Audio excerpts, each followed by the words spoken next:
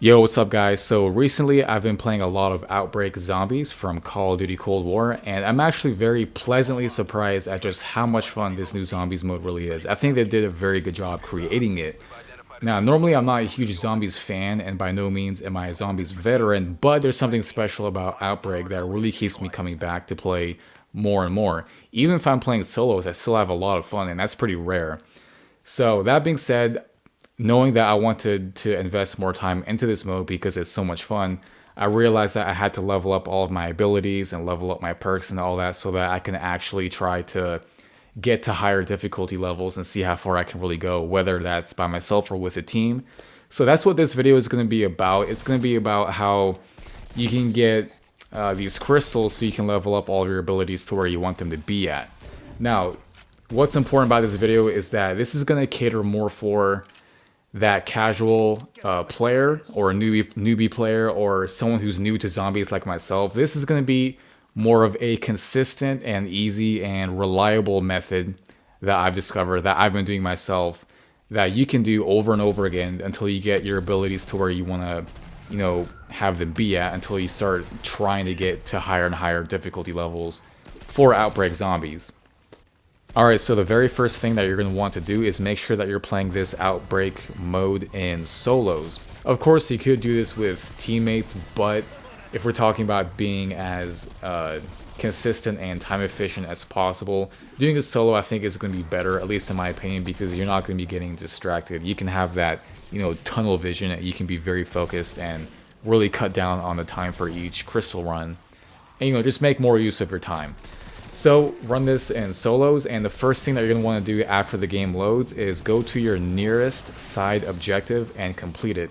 As you can see, that's what I'm doing right now, and I don't think it's absolutely mandatory to do this side objective, but level 1 or difficulty level 1, all the zombies are so easy to take out. This objective only took me, I think, 2 or 3 minutes, and you get a pretty good chunk of points that you can spend, and I think when it comes to time efficiency, I think it's very worth it because it's so quick, and at least this way you can work towards getting your primary weapon pack-a-punched, and you can start getting your perks and all that a lot faster. Because by the time we get to difficulty level 2, you're gonna want to at least have your gun pack-a-punched, and you want to have at least a Juggernaut, in my opinion. So as you can see here, I completed my side objective, and I'm gonna go towards my main objective right now. I also want to mention that I think the two best field upgrades that are going to benefit you the most are going to be the Shroud field upgrade. That's the one that makes you invisible to all the zombies. That's the one I'm using right now. Or you can use Ring of Fire. Either one of those two field upgrades are going to benefit you a lot. Now, when it comes to weapon selection, that's really just personal preference. I think if you're going to be doing a farming crystal run like this, now is the best time to kind of experiment and see which one you like the most.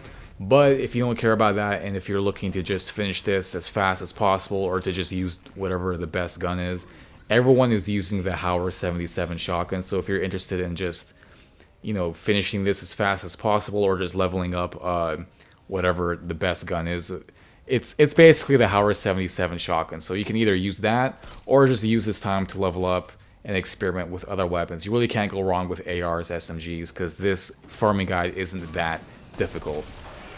Now, the next thing that I should mention is that we are going to be exfilling at difficulty level 4, and the main reason for that is because once you reach level 5, that's when things start to get pretty serious, and the zombies start getting a lot harder to kill, and it starts taking a lot more.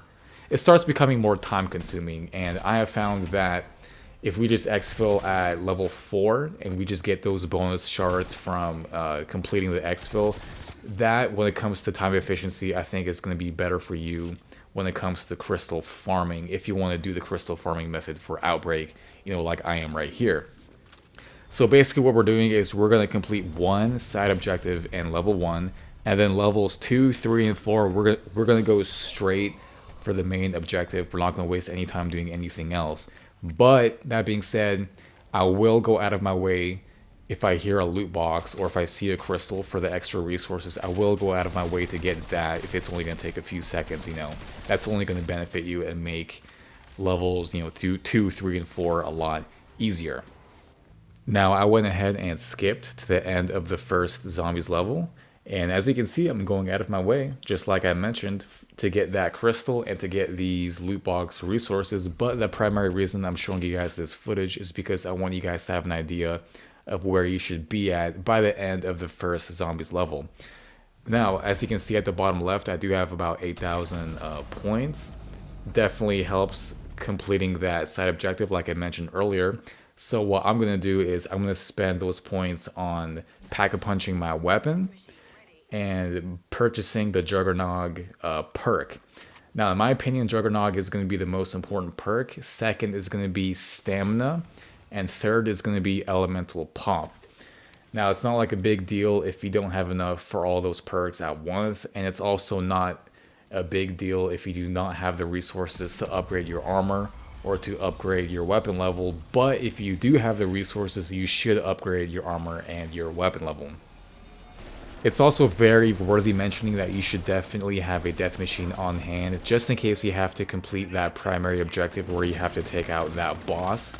I forget his name, but he does have a lot of health, and if you're relying on only your primary weapon, it's just going to take you a lot longer. I'm not going to say it's difficult, it's actually a pretty easy objective to finish, but if you're relying on your primary weapon, it's just going to take longer, even if it's Pack-a-Punch level 2. So having a death machine is going to allow you to get through that a lot quicker, and it just so happens that I actually got that objective in this playthrough at level 4, and I'll show you guys how easy it was for me to take him out with the death machine. It's also very good to mention that if you're using a death machine and you don't deplete it of its ammo all the way, you'll be able to replenish its ammo to 400 rounds if you pick up a max ammo from a dropped zombie. So throughout levels like 2, 3, and 4, you should have a death machine just in case you need it. But primarily you want it just in case you have that boss fight like I did at level 4. Alright guys, here I am doing the primary objective in level 3, and I just wanted to show you guys this clip very quickly because I know it's going to help some of you out. This is something I wish I knew earlier on, but if you're doing the objective where you have to deliver these items, it turns out if you're holding the item, you know, the one that makes you move slow, if you're holding it, it turns your field upgrade into a AoE damage dealer, and I really wish I knew that before, because if you happen to have to do this objective for level 4, to me it was pretty stressful, but now that I know that you can just use your field upgrade to take out all zombies around you as you're holding that item, it makes things a lot easier. So I thought that was a quick tip I could throw in the video because I did not know that before.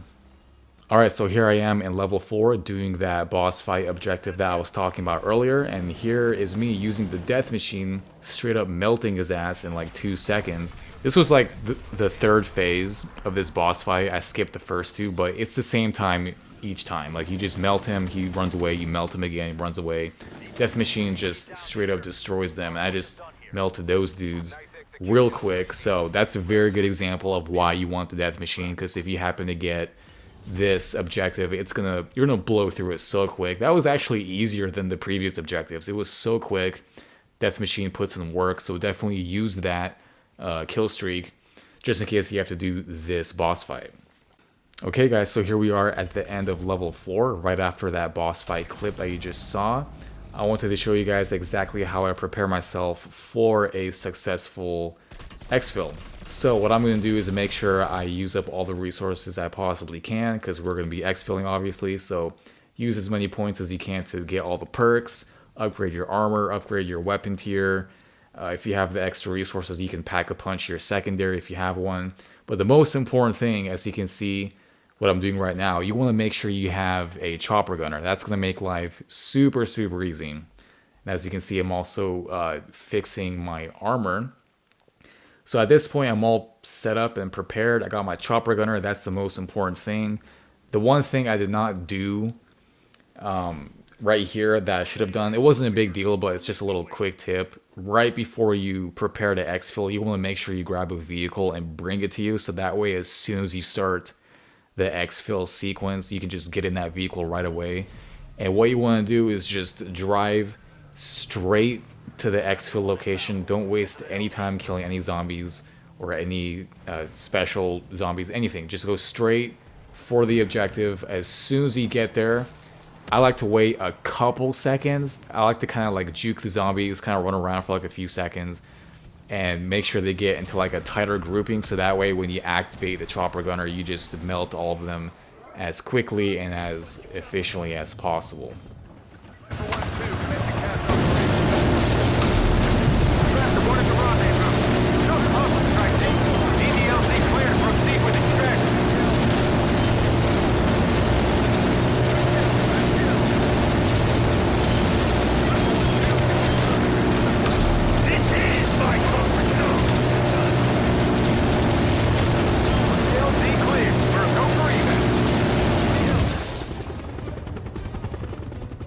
Hell yeah, that chopper gunner is a beast. Melts all those zombies, makes quick work, making life easy. Exfil completed, super quick. And that's it, guys. That is my noob-friendly crystal farming method for Zombies Outbreak and Call of Duty Cold War. I hope you enjoy. Please make sure you drop a like, subscribe to my channel for more Call of Duty content, more Zombies content, more video gaming content. Leave a comment down below. Tell me what you thought. If you have any questions, I'll answer you as fast as possible. Other than that, thanks for watching, and I'll see you in my next video.